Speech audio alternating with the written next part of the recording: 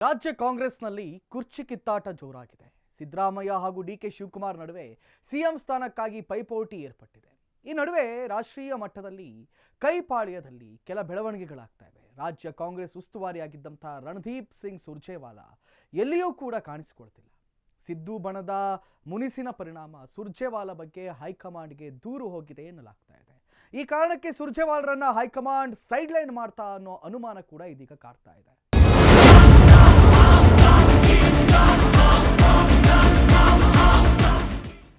ರಾಜಕೀಯ ಅಂದಮೇಲೆ ಅಲ್ಲಿ ದಿನ ಬೆಳಗಾಗೋದ್ರ ಒಳಗೆ ಅನೇಕ ಡೆವಲಪ್ಮೆಂಟ್ಸ್ಗಳು ನಡೆದಿರುತ್ತವೆ.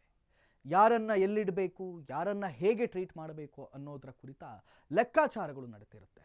ಅನೇಕ ನಾಯಕರ ಕುರಿತು ಹೈಕಮಾಂಡ್ ಬಳಿ ದೂರು ಕೊಡೋದು, ತಮಗೆ ಬೇಕಾದ ನಾಯಕರ ಪರವಾಗಿ ಲಾಬಿ ಮಾಡೋದು, ಈ ರೀತಿಯ ಎಲ್ಲ ಪ್ರಯತ್ನಗಳು ಕೂಡ ರಾಜಕೀಯದಲ್ಲಿ ನಡೀತಲೇ ಇರುತ್ತವೆ.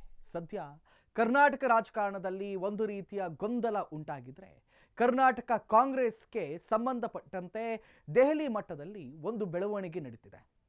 ಈ ಬೆಳವಣಿಗೆಯ ಕೇಂದ್ರ ಬಿಂದು ರಣದೀಪ್ ಸಿಂಗ್ ಸುರ್ಜೇವಾಲಾ. ರಣದೀಪ್ ಸಿಂಗ್ ಸುರ್ಜೇವಾಲಾ ಚಂಡೀಗಢ ಮೂಲದ ಈ ರಾಜಕಾರಣಿ ಎಐಸಿಸಿ ಪ್ರಧಾನ ಕಾರ್ಯದರ್ಶಿ ಹಾಗೂ ಸದ್ಯ ಕರ್ನಾಟಕ ಕಾಂಗ್ರೆಸ್ ಉಸ್ತುವಾರಿ. ರಾಷ್ಟ್ರೀಯ ಪಕ್ಷಗಳು ಪ್ರತಿಯೊಂದು ರಾಜ್ಯಕ್ಕೂ ಕೂಡ ಒಬ್ಬ ಉಸ್ತುವಾರಿಯನ್ನು ನೇಮಿಸಿರುತ್ತವೆ. ಅದೇ ಪ್ರಕಾರ ಕರ್ನಾಟಕ ಕಾಂಗ್ರೆಸ್ಗೆ ಉಸ್ತುವಾರಿಯಾಗಿ ನೇಮಕಗೊಂಡಿದ್ದವರು ರಣದೀಪ್ ಸುರ್ಜೇವಾಲಾ. ರಾಜ್ಯ ಮಟ್ಟದ ತುಂಬ ಆಕ್ಟಿವ್ ಇದ್ದಂಥ ನಾಯಕ ಅನಿಸ್ಕೊಂಡಿದ್ರು ಈ ಸುರ್ಜೇವಾಲಾ. ರಾಜ್ಯದಲ್ಲಿ ಏನೇ ಸಣ್ಣ ಪುಟ್ಟ ಸಮಸ್ಯೆ ಉಂಟಾದರೂ ಈ ಸುರ್ಜೇವಾಲಾ ಪ್ರತ್ಯಕ್ಷವಾಗಿ ಬಿಡ್ತಿದ್ರು. ಜೊತೆಗೆ ಸರಣಿ ಸಭೆ ನಡೆಸಿ ಸ್ವತಃ ಶಾಸಕರು ಸಚಿವರ ಸಮಸ್ಯೆಗಳನ್ನು ಆಲಿಸ್ತಾ ಇದ್ರು. ಆದರೆ ಇಂತಹ ಸುರ್ಜೇವಾಲಾ ಇದ್ದಕ್ಕಿದ್ದಂತೆ ಮೌನಕ್ಕೆ ಜಾರಿರೋದು ಅನೇಕ ಪ್ರಶ್ನೆಗಳನ್ನ ಹುಟ್ಟು ಹಾಕ್ತಾ ಇದೆ. ಕರ್ನಾಟಕ ಕಾಂಗ್ರೆಸ್ನಲ್ಲಿ ಏನೇ ಸಮಸ್ಯೆ ಆದರೂ ದಿಢೀರಂತ ಪ್ರತ್ಯಕ್ಷವಾಗಿ ಬಿಡ್ತಾ ಇದ್ದಂಥ ಸುರ್ಜೇವಾಲಾ ಈಗ ಏಕಾಏಕಿ ಮೌನಕ್ಕೆ ಶರಣಾಗಿದ್ದಾರೆ. ಸದಾಕಾಲ ಕರ್ನಾಟಕ ಕಾಂಗ್ರೆಸ್ನ ಡೆವಲಪ್ಮೆಂಟ್ಗಳನ್ನು ವಾಚ್ ಮಾಡ್ತಿದ್ದಂಥ ರಣದೀಪ್ ಸುರ್ಜೇವಾಲಾ ಸುಳಿವೂ ಕೂಡ ಸಿಗ್ತಾ ಇಲ್ಲ.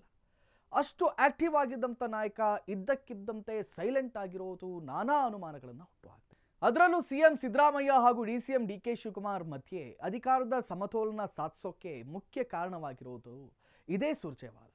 ಆದರೆ ರಾಜ್ಯ ಕಾಂಗ್ರೆಸ್ನ ಸ್ಥಿತಿ ಅಯೋಮಯವಾಗಿರೋ ಈ ಟೈಮ್ನಲ್ಲೇ ಸುರ್ಜೇವಾಲಾ ನಾಪತ್ತೆಯಾಗಿರೋದು ಯಾಕೆ ಅನ್ನೋ ಪ್ರಶ್ನೆಗಳು ಹುಟ್ಟಿಕೊಳ್ತಾ ಇವೆ. ಕರ್ನಾಟಕದ ಕಾಂಗ್ರೆಸ್ ಸದ್ಯ ಗೊಂದಲದ ಗೂಡಾಗಿದೆ. ವಿಪಕ್ಷಗಳು ಎದುರಿಸೋಕೆ ನಾವು ಸಮರ್ಥ ಅಂತಿದ್ರೂ ಕೂಡ ಪಾರ್ಟಿ ಒಳಗೊಳಗೆ ಅನೇಕ ಸಮಸ್ಯೆಗಳು ಕಾಣಿಸ್ಕೊಳ್ತಾ ಇವೆ. ಆ ಆಂತರಿಕ ಭಿನ್ನಾಭಿಪ್ರಾಯವನ್ನ ಎಷ್ಟೇ ಕವರಪ್ ಮಾಡೋಕೆ ಟ್ರೈ ಮಾಡಿದ್ರು ಕೂಡ ಮತ್ತೆ ಮತ್ತೆ ಆ ಸಮಸ್ಯೆಗಳು ಕಾಣಿಸ್ಕೊಳ್ತಾ ಇವೆ. ಅದರಲ್ಲೂ ಕೂಡ ಈಗ ರಾಜ್ಯ ಕಾಂಗ್ರೆಸ್ನಲ್ಲಿ ಉಂಟಾಗ್ತಿರೋದು ಒಂದೇ ಗೊಂದಲ. ಈ ಗೊಂದಲವೀಗ ನ್ಯಾಷನಲ್ ಲೆವೆಲ್ನಲ್ಲಿ ಸುದ್ದಿ ಆಗ್ತಿದೆ. ಆ ಗೊಂದಲ ಬೇರೆ ಯಾವುದೂ ಅಲ್ಲ, ಅಧಿಕಾರ ಹಂಚಿಕೆ ಅಥವಾ ಸೀಟ್ ಶೇರಿಂಗ್ನ ಗೊಂದಲ. ಕಳೆದ ಅಸೆಂಬ್ಲಿ ಚುನಾವಣೆಯ ವೇಳೆ ಕರ್ನಾಟಕ ಕಾಂಗ್ರೆಸ್ ಜನರಿಗೆ ಪಂಚ ಗ್ಯಾರಂಟಿಗಳ ಭರವಸೆಯನ್ನು ನೀಡಿತ್ತು.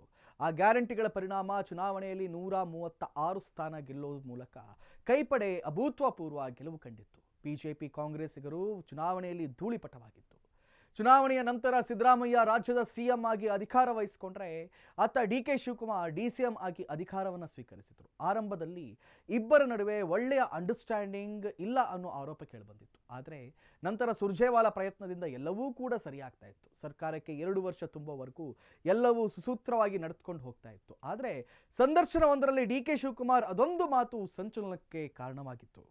ಕೆಲವೇ ತಿಂಗಳ ಹಿಂದೆ ರಾಷ್ಟ್ರೀಯ ವಾಹಿನಿಯೊಂದಕ್ಕೆ ಸಂದರ್ಶನ ನೀಡಿದಂಥ ಡಿಸಿಎಂ ಡಿಕೆ ಶಿವಕುಮಾರ್ ನಮ್ಮ ಮಧ್ಯೆ ಕೆಲವೊಂದು ಒಪ್ಪಂದಗಳು ನಡೆದಿವೆ, ನಾನು ನನ್ನ ಟೈಮ್ಗೋಸ್ಕರ ಕಾಯ್ತೀನಿ ಅನ್ನೋ ಸ್ಟೇಟ್ಮೆಂಟ್ ಕೊಟ್ಟಿದ್ರು.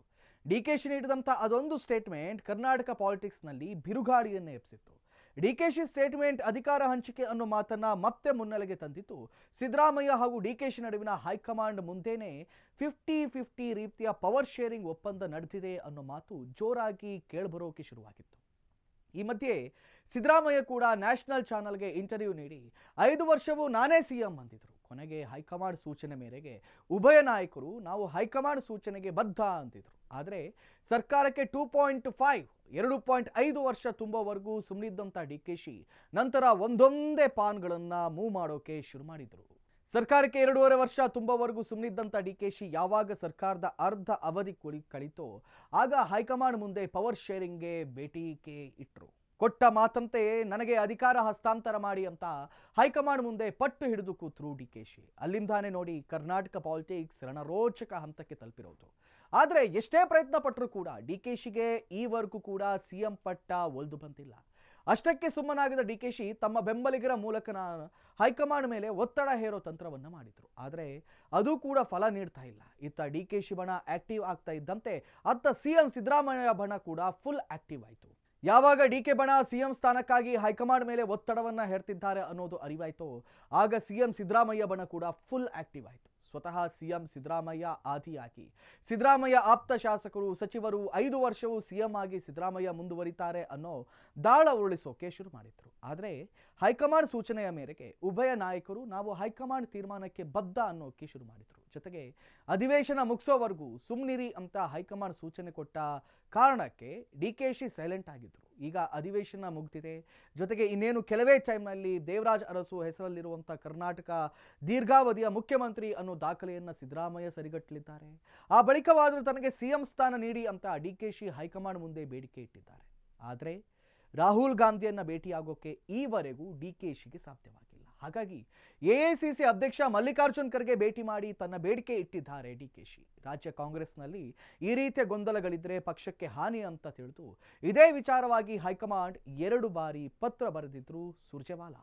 ರಾಜ್ಯ ಕಾಂಗ್ರೆಸ್ನಲ್ಲಿ ನಾಯಕತ್ವ ಗೊಂದಲ ಉಂಟಾದರೆ ಅದು ಪಕ್ಷ ಸಂಘಟನೆ ಮೇಲೆ ಪರಿಣಾಮ ಬೀರುತ್ತೆ ಅನ್ನೋದು ಸುರ್ಜೇವಾಲಾ ಅಭಿಪ್ರಾಯ. ಹಾಗಾಗಿ ಆದಷ್ಟು ಬೇಗ ಈ ಗೊಂದಲ ಬಗೆಹರಿಸಿ ಅಂತ ಸುರ್ಜೇವಾಲಾ 2 ಬಾರಿ ಹೈಕಮಾಂಡ್ಗೆ ಪತ್ರವನ್ನು ಬರೆದಿದ್ರು. ಆದರೆ 2 ಬಾರಿ ಪತ್ರ ಬರೆದರೂ ಕೂಡ ಹೈಕಮಾಂಡ್ನಿಂದ ಯಾವುದೇ ರೀತಿಯ ಪ್ರತಿಕ್ರಿಯೆ ಬಂದಿಲ್ಲ.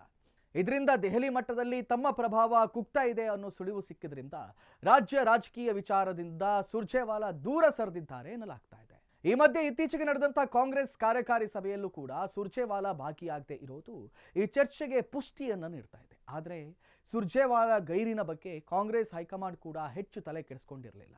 ಜೊತೆಗೆ ಕೆಸಿ ವೇಣುಗೋಪಾಲ್ ಅವರ ಮೇಲೆ ಕಾಂಗ್ರೆಸ್ ಹೈಕಮಾಂಡ್ ನಾಯಕರು ಹೆಚ್ಚು ಡಿಪೆಂಡ್ ಆಗಿದ್ರು. ಕೆಸಿ ವೇಣುಗೋಪಾಲ್ ಈ ಹಿಂದೆ ಕರ್ನಾಟಕ ಕಾಂಗ್ರೆಸ್ ಉಸ್ತುವಾರಿಯಾಗಿ ಕೆಲಸ ಮಾಡಿದ್ರು ಅನ್ನೋದು ಗಮನಾರ್ಹ.